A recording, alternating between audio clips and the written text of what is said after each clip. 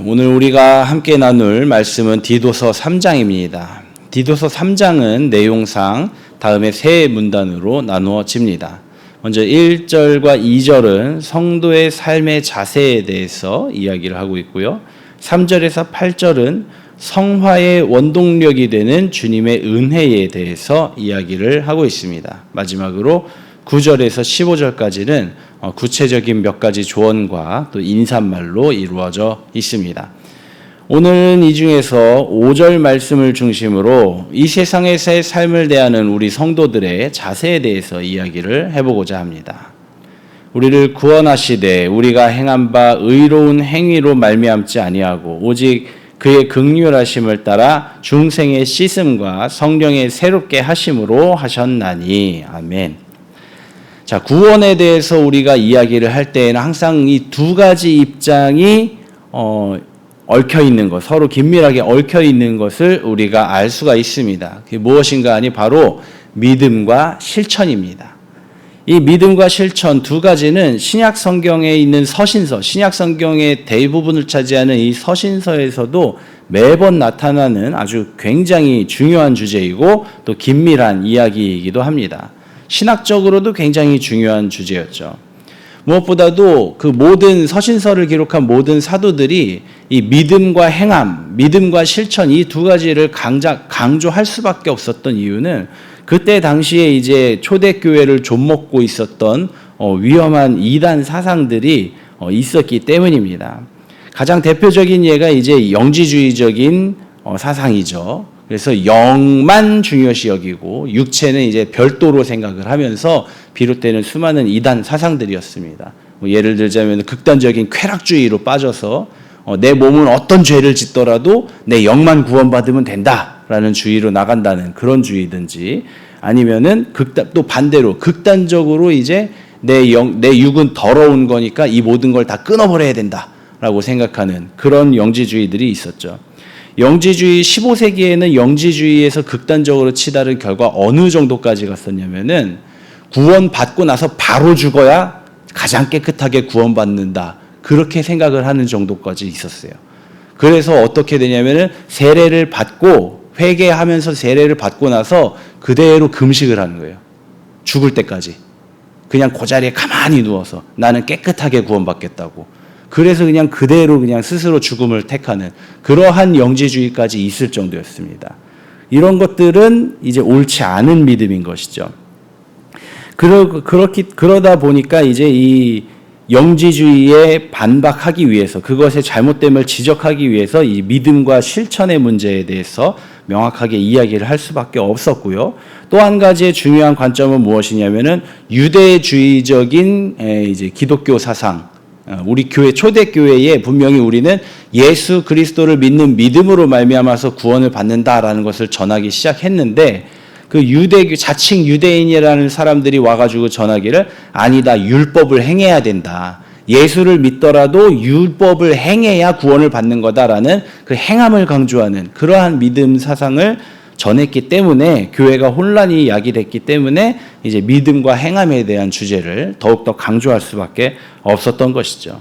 바울 역시도 이 문제 때문에 믿음으로 구원받는 것에 대해서 굉장히 강조하던 교사입니다. 그래서 유대주의적 이단들을 반박하기 위해서 바울은 우리 성도들은 행함이 아니라 믿음으로 구원받는다. 오직 믿음으로 의롭다 하심을 입어야 한다라는 것을 강조하던 교사가 바로 바울이었고요. 반대로 주의 형제 야고보, 사도 야고보죠. 예루살렘 교회의 이제 그 인도자였던 목회자였던 주의 형제 야고보 같은 경우는 주 신앙의 대상, 설교의 주 대상자, 목회의 주 대상자들이 이제 유대교에서 개종한 사람들이었잖아요. 그러다 보니까 이 사람들에게는 이제 우리에게는 실천과 행함이 없으면은 믿음을 증명할 수가 없다. 이렇게 이야기를 하면서 행함을 강조하던 교사가 바로 주의 형제 야고보 사도였습니다. 그래서 이처럼 믿음과 행함이 굉장히 긴밀한 주제로서 서로가 이제 강조되고 있는데 그러나 어느 것 하나도 우리는 알고 있습니다. 어느 것 하나도 버려서는 안 된다는 것. 그래서 사도 바울도요, 믿음으로 구원받는다라고 강조를 하고 있지만 그렇다고 해서 행하지 않아도 된다라고 이야기를 한 적은 없습니다. 예. 행하는 기본적으로 행하되 그러나 행함에 치우치지 말고 믿음으로 구원받음을 확신해야 된다.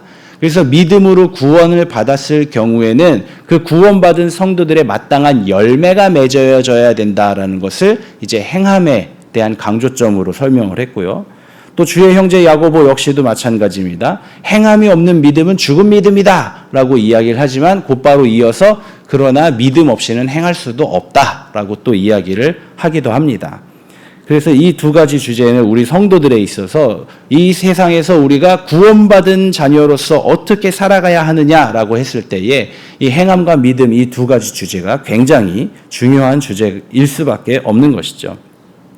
자, 오늘 본문 말씀인 디도서에서도 이 부분을 바울은 확실하게 드러내고 있습니다. 바울은 먼저 3절에 우리도 전에는 어리석은 자요, 순종하지 아니한 자요, 속은 자요, 여러 가지 정욕과 행락의 노릇하던 자요, 악독과 투기를 일삼은 자요, 가증스러운 자요, 피차 미워한 자였으나 라고 말하면서 자기를 비롯해서 자기와 함께한 이런 사람들도 다 마찬가지로 옛날에는 어리석은 자였고 죄인이었고 악인이었다라고 이제 강조하면서 이야기를 하고 있습니다.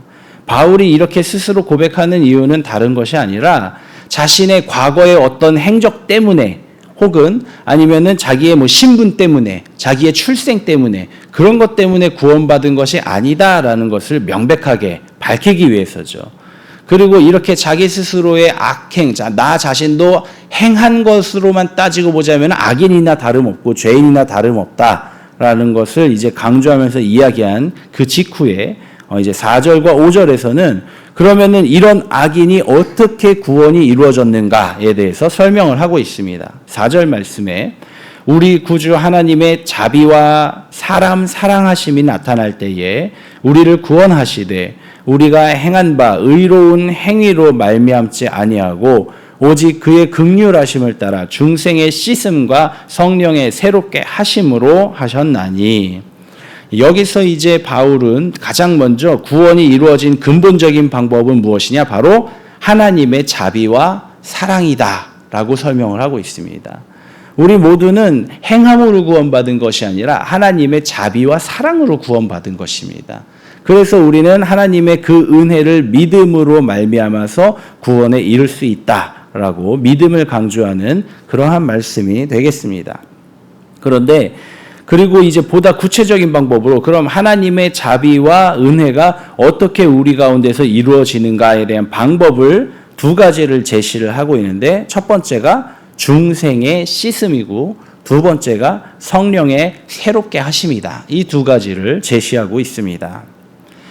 중생의 씻음이라는 말은 중생이라는 말은 이제 우리만 쓰고 있죠. 불교에서는 중생이라는 말을 어떤 의미로 쓰냐면 이 무리들이라는 뜻으로 씁니다. 한자가 달라요. 한자어 자체가 달라요.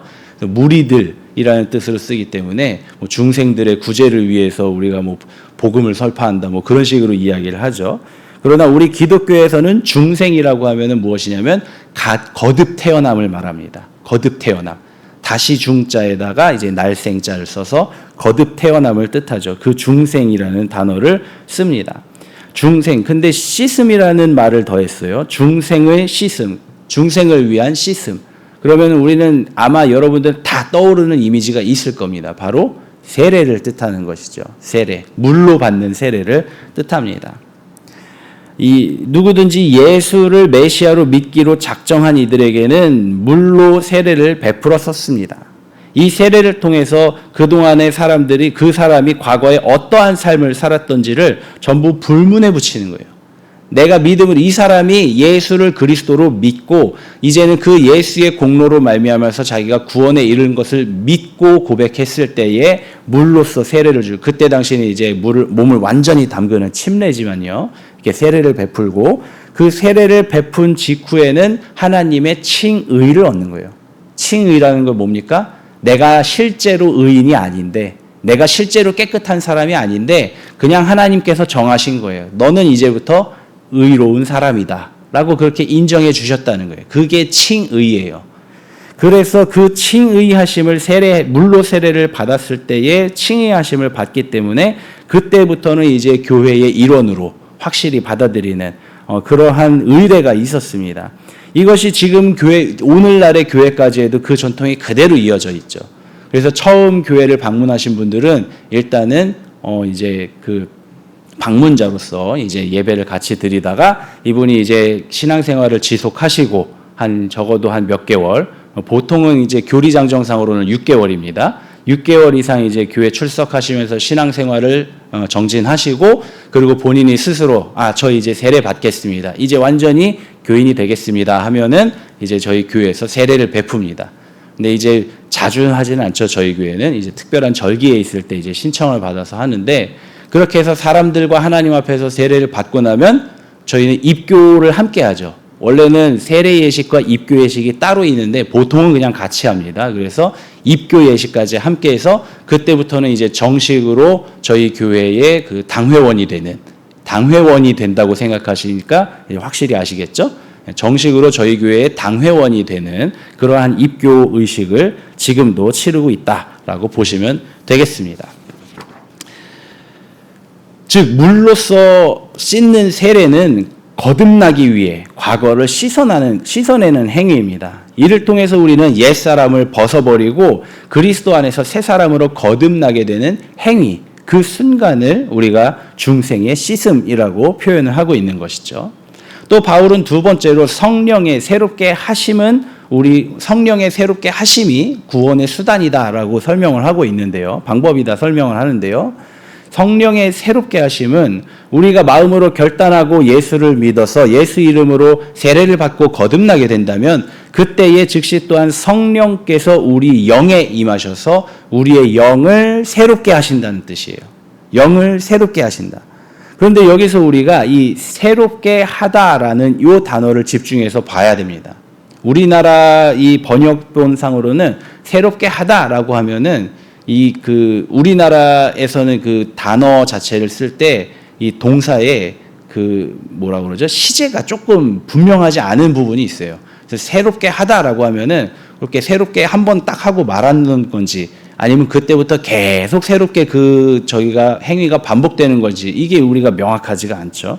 그런데 헬라어 원어의 성경을 보면요, 이 기록된 원어 성경을 보면은 여기에서 이 새롭게 하심이라는 단어 명사로 썼기 때문에 이렇게 딱 일회적인 표현으로 썼지만, 이 똑같은 표현이 다른 성경에서는 진행형으로 쓰였음을 알 수가 있습니다. 고린도후서 4장 16절 말씀을 잠깐 보면요, 그러므로 우리가 낙심하지 아니하노니 우리의 겉사람은 낡아지나 우리의 속사람은 날로 새로워지도다. 에서 여기서 새로워지도다라고 썼던 이 단어와 오늘 본문의 5절 말씀에서 성경의 새롭게 하심의 이 새롭게라는 단어가 같은 단어예요. 같은 단어인데 진행형으로 쓰여 있다는 것을 볼 수가 있죠. 즉, 다시 말씀드리면 성령께서 우리 영에 임하셔서 우리를 새롭게 해주시는 것은 한번 딱 뒤집듯이 딱 뒤집어 놓고선 됐어 이제 끝, 이게 아니라 성령께서 우리 안에서 늘 뒤집어 놓으신다는 거예요. 늘 새롭게, 오늘도 새롭게, 이 순간에도 새롭게, 내가 죄를 지을 때마다 그때마다 새롭게 바꿔놓기 위해서 성령께서는 항상 우리 가운데 역사를 하고 계신다는 뜻이죠. 그렇기 때문에 우리의 육신은 점점 늙어질지라도 우리의 영은 오히려 주님께로 가까이 한 걸음씩 나아가게 되는 그러한 성도의 삶을 성령께서 그렇게 이끌고 계신다는 것을 바울은 이렇게 설명을 하고 있는 것입니다. 사랑하는 성도 여러분, 이처럼 성령께서는 이처럼 여러분들을 구원하기 위해서 매일, 매 시간, 매 순간을 아주 열심히 우리 속에서 일하고 계십니다. 그런데 이처럼 성령을 받은 자들이 주의 성령을 따르지 않고 다시 옛 사람의 관습대로 살아간다면 어떻게 되겠습니까? 자상한 아버지는 어린 자녀가 칭얼댈 때에 그 자녀가 이제 마음을 정리할 수 있도록 기다려 주실 수가 있습니다. 그래서 지켜보고, 그 어린이들 이제 교육 방침에도 그렇게 얘기해요. 아기가 막 떼쓰면서 막 그렇게 칭얼대고 있으면은 일단은 옆에서 지켜보라고, 가만히 화내지 말고 감정 표현하지 말고 가만히 지켜봐서 이 아이가 스스로 진정할 때까지 기다려주라고 합니다. 가만히 기다려주고 마음 진정되면 그때 진정됐어? 이제 얘기 좀 해볼까? 하면서 그 오은영 박사님이 쓰시는 방법이죠. 진정됐어? 이야기 좀 해볼까? 그러면서 네가 이렇게 했지? 엄마는 이렇게 했으면 좋겠어. 이렇게 해야 돼 지금. 이해했어? 할 수 있겠어? 그러면서 이제 따라하면 된다. 이게 좋은 교육 방법이라고 하죠. 그런데 그렇다고 해서 아무리 자상한 아버지, 어머니라 해도 무작정 어디서나 그렇게 기다려줄 수는 없는 상황입니다. 네, 그렇죠. 그러다 보면은 이제 아무래도 큰 소리가 나가게 되죠. 화를 내게 되죠. 또 더 심하면은 이제 회초리를 들게도 되죠. 그런 모습이 우리 가운데도 있을 수가 있다는 것입니다.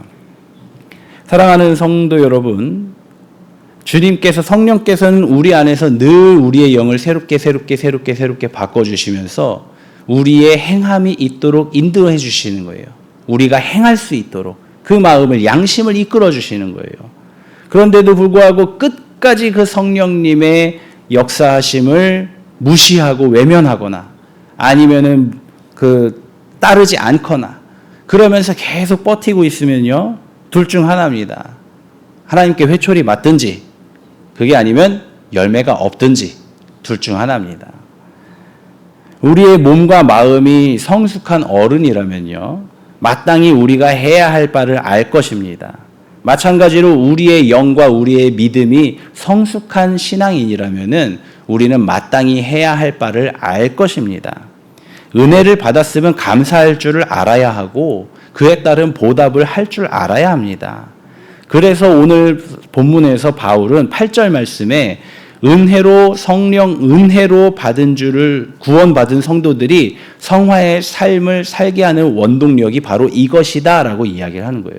우리는 은혜로 구원을 받았고 그 다음에 성령께서는 우리 안에 끊임없이 역사하신다는 것, 열매가 있도록 역사하신다는 것, 행함이 있도록 역사하신다는 것, 이것을 그래서 디도에게도 강조해서 설교해라 라고 이야기를 하고 있습니다. 사랑하는 성도 여러분, 이 말씀을 들은 오늘 우리는 어떠합니까? 우리들의 마음은 어떠합니까? 오늘 이 시간부터 스스로 점검해 보기를 원합니다. 나는 이 순간에도 나를 구원하기 위해서 내 영을 지금 이 순간에도 새롭게 해주시는 그 성령님의 은혜에 대하여 감사하면서 보답하는 마음으로 거룩한 삶, 사랑을 실천하는 삶을 살고 있는가? 아니면 성령의 이런 노력과 은혜를 외면하고 그저 나의 삶을 살아가고 있는가? 오늘 하루는 이 스스로를 점검하면서 사는 하루가 되시기를 간절히 축원합니다.